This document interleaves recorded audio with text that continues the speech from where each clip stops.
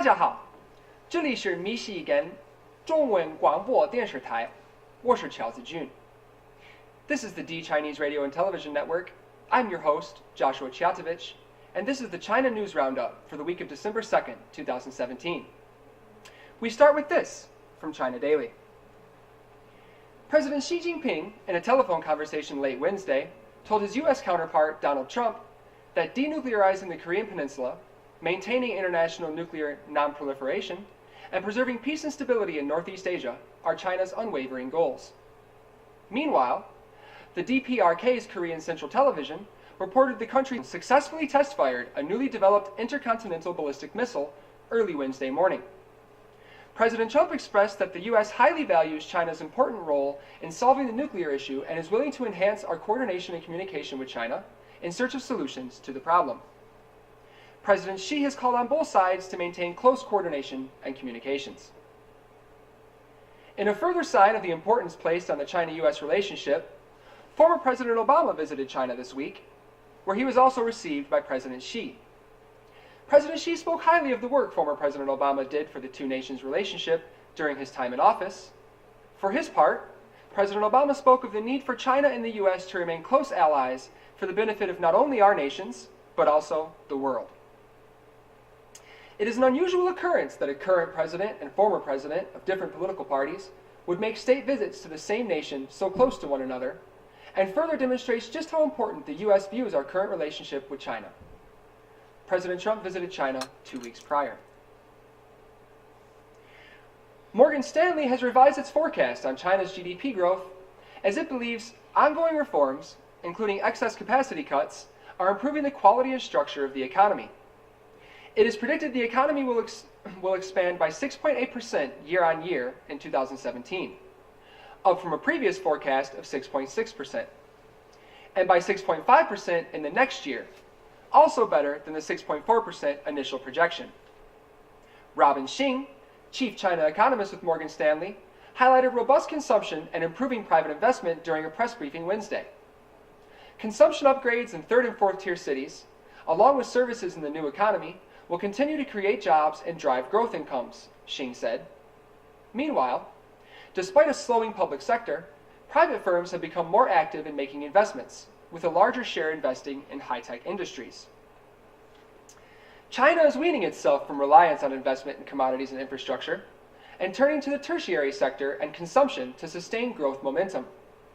Morgan Stanley has maintained its long-term optimism on China and expects it to avoid the middle-class income trap, to gain high-income status with per capita national income to exceed $13,700 by as early as 2025. To put it simply, the Chinese middle class continues to grow. Moving on, does China have a mafia? New evidence would suggest, perhaps. 27 people in northwest China's Shanxi province were sentenced to prison for terms up to life for involvement in a mafia-style gang, a local court said. The leader of the gang, Zhu Chunyang, carried out a series of criminal activities, operating casinos, and contracting construction projects from 2004 to 2013. He was given a life sentence, according to the Intermediate People's Court of Xi'an City. Another 25 gang members were handed jail terms ranging from 33 months to 20 years.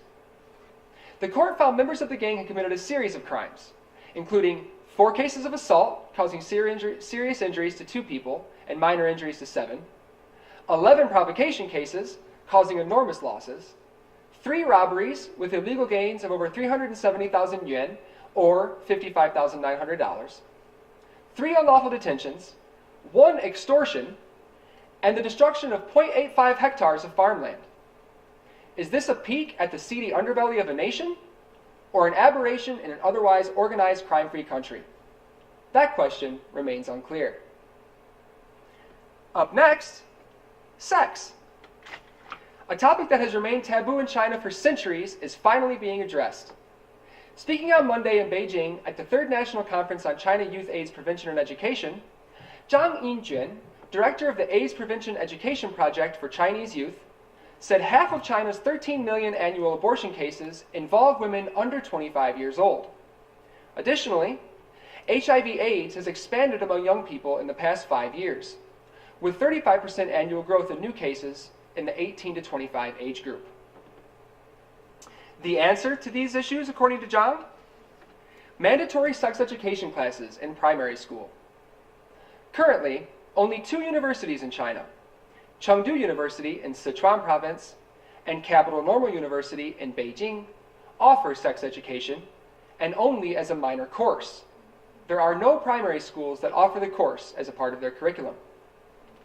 It is believed that opening a dialogue about sexual health and safety for young people will help curb current trends in abortion and HIV/AIDS. However, because of the social taboo around discussing sex openly, it is not clear whether the initiative will come to fruition. Though if it does, it will certainly have a lasting effect on Chinese culture for years to come. In innovation news, a Beijing man named Du Honglai thinks he has found a solution to the city's pollution problem. His proposal? Hand everyone living in the downtown region of Beijing a fan and tell them to wave it.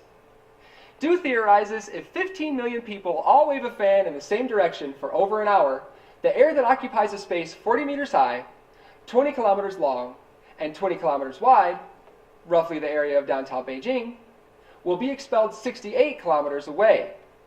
He adds this solution is low cost and generates no secondary air pollution. Mr. Du has applied for a national patent for his idea. It is unclear, however, how those citizens that live 68 kilometers away from downtown will feel about this idea.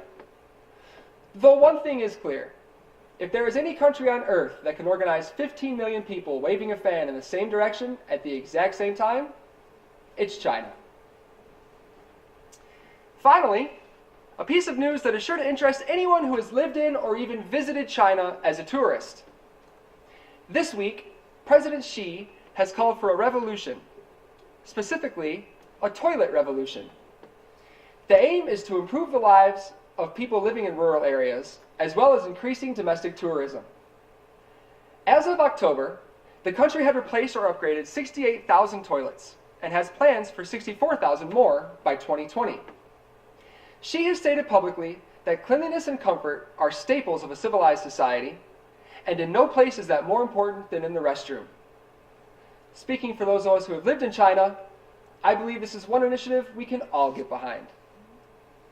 Thank you very much. For the D Chinese Radio and Television Network, I'm Joshua Chiatovich. We'll see you next week. 谢谢大家，这里是密西根中文广播电视台，我是乔子俊，下周见。